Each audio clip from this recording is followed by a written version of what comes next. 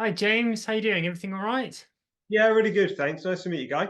Yeah, it's good to meet you too. I've been an admirer of Lyme-based wines for a long time. They sell well on the website, they're well known, and it's rather interesting because you don't have a vineyard on site. You're mainly a fully functioning winery and sell lots of different drinks.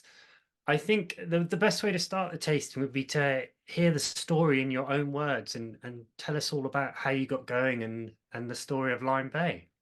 Yeah, sure. So Lyme Bay is a fairly unique player, I guess, within the English wine industry, insofar as we do several different types of products. The company itself was founded in 1993 and was founded by a chap called Nigel Howard to make cider. So he grew up in the West Country, went off to the city, made his fortune, came back and wanted to make cider, which is great. But he always had a love for wines. Um, he went from cider to fruit liqueurs and to fruit wines, and was in partnership or in a supply agreement with a company called Broad Drinks, as it is now, up in Norfolk. And that's where my link comes in. So my role in the later stages of my career there was as wine manager. So I was looking after the quality of wine coming in from all over the world. So I was working with the winemakers there, and it was a contract bottling facility. But we made lots of other types of products, and actually, if you look on their business website, they still do. And it was really Nigel approached me to come and work with him. His ambition was to plant some vineyards and make some wines, and I was hooked. Really, I mean, I've always been in wine my entire career. It's where my passion is, and I enjoyed my job immensely actually at Broadland. But I was never going to have the opportunity to make wine. So that was it. 2006, I moved from Norfolk down to Devon. We planted vineyards 2009 and 2010. Um, Fast forward to 2014, we had our first commercial harvest. And the ambition of the business, and Nigel in particular, and myself, was always focused more on still wines and sparkling. Most of the industry is kind of the inverse of the industry, really, in the UK, where it's about two-thirds sparkling and one-third still. But we felt right from the off that there's a huge opportunity to demonstrate what England is capable of in terms of still wine production. So we planted the vineyards with that in mind. Um, and really from there, it's kind of gone on. So 2015, Nigel, it's becoming clear that Nigel wanted to sell the business, and he's subsequently moved away to New Zealand. And there's a reason for that. He's got children out in that part of the world and whatnot. Um, and it was at about that time we decided to start taking a slightly different approach, if you like, where we'd taken solely all our grapes from those vineyards associated with Lyme Bay. We decided to start sourcing from other pockets within the UK, and it's really kind of gone from there. The ambition was to source, highlight what was capable in terms of grape production in different parcels in different parts of the UK, and from a more pragmatic approach to diversify or to mitigate some of the risk of having all of your grapes come from one vineyard. So it's really kind of gone from there. We're very open about it. In fact, I see it as a huge, unique and positive point for Lyme Bay. We work with, we believe, some of the best growers in the whole of the UK, with uniquely some of the best sites in the UK in terms of ripeness potential. And that allows us to really not compromise with the wines that we're making. So that's kind of the journey. I'm skipping a lot of kind of points in between, but hopefully that gives an oversight. Yeah, no, it does. Thank you. It's it is interesting because you say your focus has been on sourcing grapes rather than growing your own, and it gives you, I imagine, a lot more flexibility to kind of cherry pick a little bit. Yeah, the growers we work with, they're hugely passionate, and there's a real lovely eclectic mix. You've got farmers who are extremely passionate about the quality, but also pragmatic in terms of it's got to be a commercial venture, otherwise they're not going to do it. So in a way that wheedles out some of the less viable sites immediately, because if a farmer is looking at a piece of land, that piece of land has got to pay its way. So if it's not a viable site, then they're not going to plant, or certainly not going to continue to. And then you go to the other end of the spectrum. We've got people who aren't farmers at all and rely on other people to manage their vineyards for them, but are absolutely razor focused on quality and nothing else.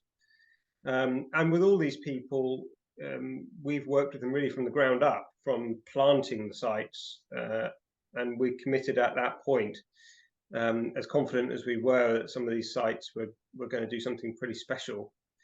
And on that basis, we looked at specific clones. We're focusing on still wines, and this is a whole other conversation in itself. But you could look at Pinot Noir and Chardonnay. They are those grapes by name, but they can vary significantly by clone. And the majority in the UK are sparkling wine clones. They're not suitable for still wine production. They might give you something perhaps once every 10 years, but you're not going to have anything consistent. So it was all about agreeing that kind of approach from the ground up, completely looking at how supply agreements need to work if you're focusing on still wines and therefore quality, and then incentivizing based solely on ripeness. So we forget about yield. Yield can go up and down, but if you've got quality going up and down, you haven't got a product. So it's a fairly simple approach and based entirely on quality, not quantity. But as you say, with I mean, there's uniquely a lot of stills that Lyme Bay has, and as mentioned, because a lot of the suppliers do go down the sparkling route, it's nice to have a mix-up and to have that variety. I mean, it must, I imagine that making your wines must be more fun because it's an immediate impact. It is. I mean, there's still a mix. You look at things like the Chardonnay, the Pinot Noir Rosé Reserve. We're going to look at both those in the Pinot Noir. They are all oak aged, so there is certainly a degree of time before you're releasing those to the public. But yeah, I think inherently it is something more fascinating to me and to us, I think, about still wine production. It's you only get one shot. With sparkling wine production, you've got the base wines. You then select the bases you want to do for a particular blend from those base wines. You then got the secondary fermentation, and then you've got the opportunity for minor corrections at dosage additions and how you kind of manage that. With still wines, you get one shot, and that's it. So I think, perhaps we're all slightly masochistic. I like the risk that comes with it, but the rewards are also really, really fascinating. Well, let's try some wines. Where would you like to start? Well, after having talked about still wines for so long, let's try sparkling. So our approach to sparkling is one that we wanted a kind of gateway wine, if you like, for the consumer. So the first one we're going to look at is our Brut Reserve. So whereas a lot of the sparkling wines in the UK focus on the champagne varietals, we do that, but with the Brut Reserve, we've taken a slightly different approach. So we wanted something a bit more fruit forward, stylistically somewhere between a Prosecco and a champagne in style, but made by the traditional methods. So we've got Chardonnay in this blend, but we've got other things like a bit of Reichensteiner, a bit of Seyval Blanc, and a bit of Pinot Blanc as well. And the emphasis is very much on a bit more fruit forward, very approachable, and a good quality but fun sparkling wine. Where does the Reichensteiner come from? Is that UK? Sorry? Do you get that? Is that grown in England? Yes, yeah, absolutely. There's quite a bit of rye grown in England. I mean, that harks back to historically there was a lot of Germanic varieties planted in the UK, and that was really down to mitigating risk because they're more likely to ripen in the UK. But Reichensteiner is one of those varieties that actually it works beautifully well in sparkling wines, and we use it, and also in still wines. It has a place, but yeah, we love it in the Brut Reserve.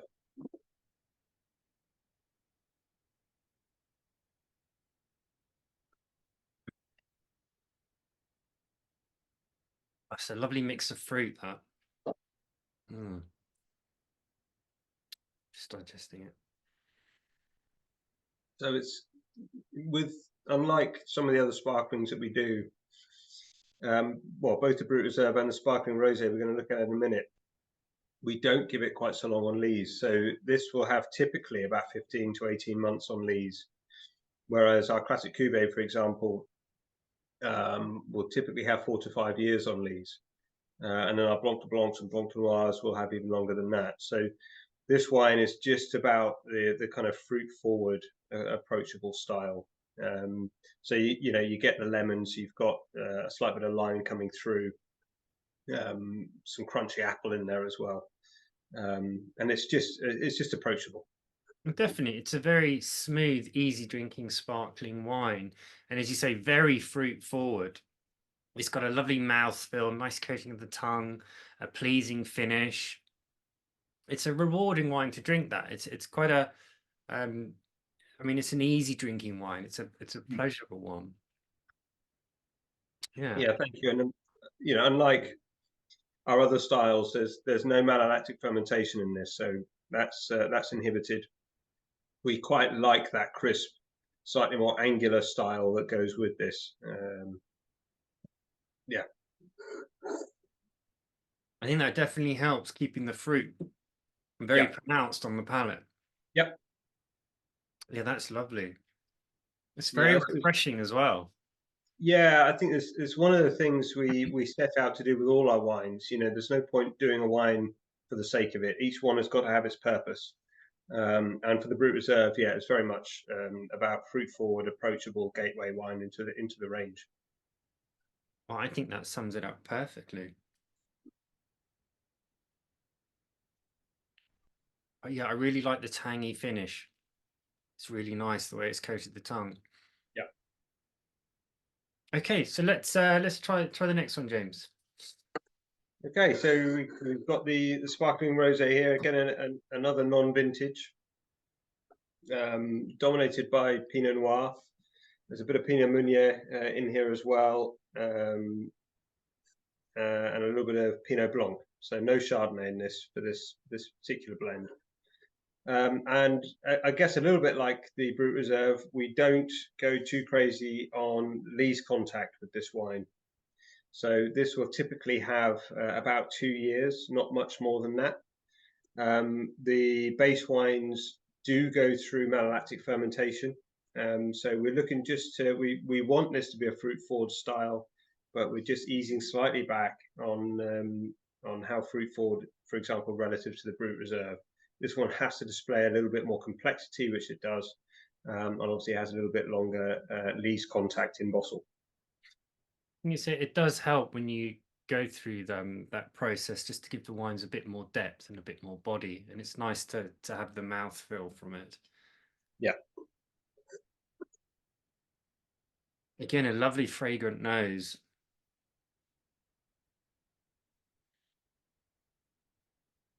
I'm definitely getting more of the red fruits that are dropping out there. Excuse me, coming out. Yeah. I think it's actually showing beautifully at the moment. I'm really, really pleased. I had a bottle the other night with some friends, and it's just tasting beautiful at the moment. As you say, you've got those kind of red apple, some strawberry notes, a little bit of cranberry coming through as well. A tiny hint of kind of brioche coming through as well. So it's just starting to. I think every wine has got that kind of crossover point. So at the moment, you've got a lovely blend of fruit and a slight bit of autolysis coming through. It's a very nice, young, lively, sparkling wine. It's very fresh and aromatic. It really, there's a nice zing on the tongue. Mm.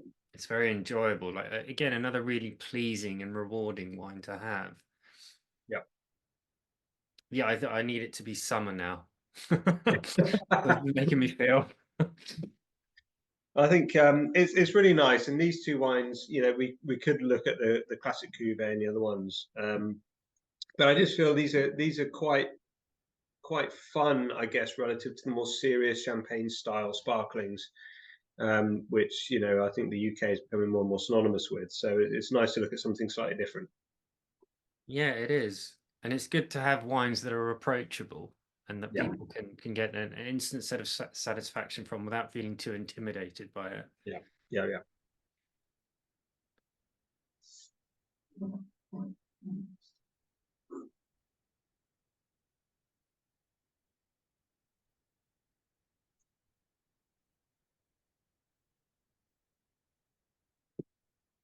I'd like to have this with like a rhubarb crumble. I think that would work really, really well. I think it's versatile, isn't it? I think, Mm. summer salads, things like rhubarb crumbles, things like that. It can lend itself to so many things. And obviously, despite the fact it's quite round and you've got that fruit, it does have that nice structure that you could probably pair it with some seafood as well, and it would work. Either some salmon or maybe even a bit of mackerel or something. I think it would pair quite nicely with. I think you're right, actually. Like a creamy salmon pasta dish, having Yeah, this as actually the main course wine would go yeah, really well. It really would. yeah. Oh, thank you. Yeah, no, that's great. So your next one, James? Okay, so like we looked at the Brut Reserve on the fizz, we're going to look at what's called our Shoreline blend here. So um, this is one of the first wines we actually focused on making from our 2014 vintage, and we've kept it in the range since then. So given where we are in southeast Devon, there's an awful lot of seafood um, consumed and produced in our region, and we wanted a wine that would actually sit and pair extremely well with that cuisine. Mm. It's actually one of the last wines, the last blends that we put together. So we can have some vintages where we've got as little as 3 different grape varieties going into this vintage, and we've had some where we've had as many as 12 or 13. And the reason why it's one of the last to put together is because we don't try to be too prescriptive with what's going in. What we are focusing more and more on is a consistent style for the wine. So some vintages you can get more of that style from Bacchus. Other times you need a bit of Chardonnay or Ortega and some other varieties. And this particular one is a real nice mix. We've got some Chardonnay, some Bacchus, Ortega, I think some Sauvignon Blanc, some Yeah. Solaris, and it's just one of those. We're not again being too prescriptive, but what we are looking for is that real nice lemony kind of apple fruit character coming through on the nose. We want that beautiful acidic line going all the way through the wine, and then sometimes what we're really looking for is that kind of hint of salinity on the palate, which kind of defines the blend.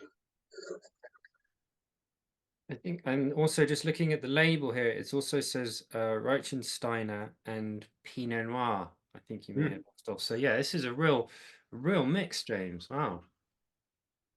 Yeah, and the Pinot Noir actually, I never expected to necessarily do that, and we were playing around with some blends after 2014, and we had some Pinot Noir that had been whole bunch pressed, and the difference it made, and I think we put only about 3% went into the blend, but the difference it made to the blend was so stark, and was in a blind tasting amongst the winemaking team. It was everybody's favorite, and so it doesn't happen every single year, but we've actually got a tiny bit from the 2022 went in again. So about 1 in every 3 vintages, actually, we feel like it just adds something to the blend. And yeah, 2022 was another example. It's interesting because this has a lot more um, fruit into it. So rather surprising because I wouldn't expect it, but there's like apricots and grapefruit was coming through on the palate, and I'd associate that more with wines from hot climates. Yeah. But this is it's just a lovely blend, and as you say, what a great mix as well. I'm just going to read it here. So Reichensteiner, Bacchus, Chardonnay, Sauvignon Blanc, Ortega, Pinot Noir, and Solaris. I mean, you must have great fun doing this. Uh, it is great fun. The winemaking team hate it in the sense that we're taking from so many different places, Of um, course. and we're then playing around with the varying proportions. So there's an awful lot of permutations. As I said, it is typically the last blend that gets put together for that reason. It's quite complicated, but it's extremely important within the range. So we take our time on it, and yeah, I love it. It's really important. Consumers, our customers love it, and it's a pretty much a stalwart within the range. So yeah, it's um, it's nice as it's been there from the start, and how we've kind of left it untouched in terms of stylistic direction. Well, thinking about how the previous wines have tasted compared to this one, this is a very smooth, easy drinking white wine. Like I think I could just have this on its own. It's not yearning to be paired with anything. It's just be a great glass of English white wine.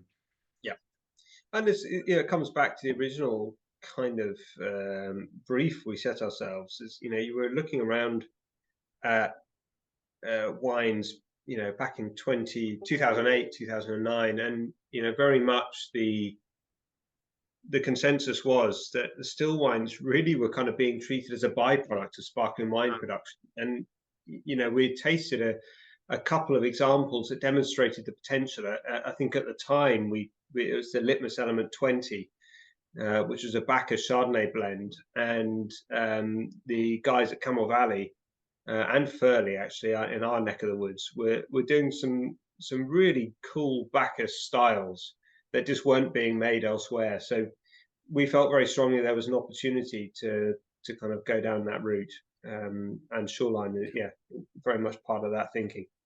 So does the Shoreline, is it a question of that each vintage that comes out, it may be quite drastically different to the previous one because it's dependent on the varieties that you're going to put in it because it's such a wide mix?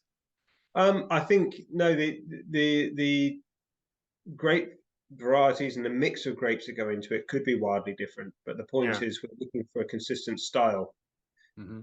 So, depending on what the harvest has given you, will really dictate what's going into it. But what we're aiming to achieve is this style, year in, year out. Well, it's a very easy drinking white wine, this. It's just,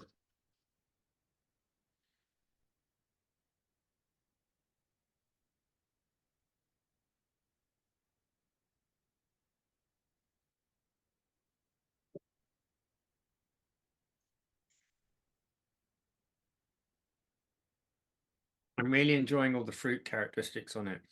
Yeah, it's, it's a nice, yeah. And it's quite multi-dimensional, but I guess it's not a surprise given the blend that goes into it. Well, exactly, and that's why it's important to hear you say that because I'm very surprised that there's peaches, there's apricots, and there's grapefruit, then there's a bit of lime, and there's it's endlessly evolving this wine, which I think is why it's so enjoyable. Then Mm. it's very smooth. It's not too sharp. You haven't got lots of like too much citrus coming through, and this is where it blends well together. Yeah, And so, I and mean, they must have great fun with this. yeah, absolutely. And you can't shortcut, the quality of the grapes. None of this wine goes through malolactic fermentation. So, the ripeness and the tropical kind of notes you're picking up is all made in the vineyard. We don't shortcut that bit, which is why, our grower partners are so important to us. They're all in extremely long-term contracts, because we value them highly, and vice versa. So, you know, I think it enables us to make this style very consistently. Yeah, well, this it's good effort, and I'm not surprised it's so popular because it does sell very well. It's a yeah, it's a good one.